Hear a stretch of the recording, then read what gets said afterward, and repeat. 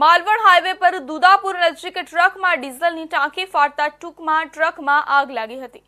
Fire team ઘટના સ્થળે પહોંચી ડ્રાઈવરનો આબાદ બચાવ કર્યો હતો।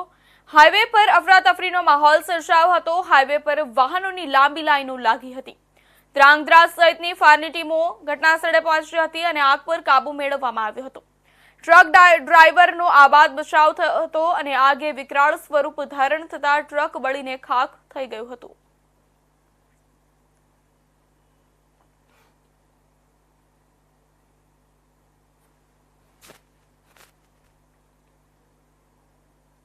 તો કડી તાલુકાના સિયાપુરમાં થઈ મારામારી। આમ લગ્નના વરઘોડામાં મારામારી થઈ હતી।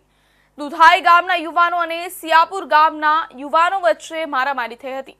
મારામારીમાં 3 લોકોને ઈજાઓ થઈ છે અને મારામારી થતા કેટલાક લોકોએ બાઇકને આગ ચંપી કરી હતી, ત્યારે 2 બાઇક આગને હવાલે કરી હતી અને કડી પોલીસ ઘટના સ્થળે પહોંચી મામલો થાળે પાડ્યો હતો। પોલીસે બંને પક્ષે 4 લોકો સામે પોલીસ ફરિયાદ નોંધી તપાસ શરૂ કરી છે।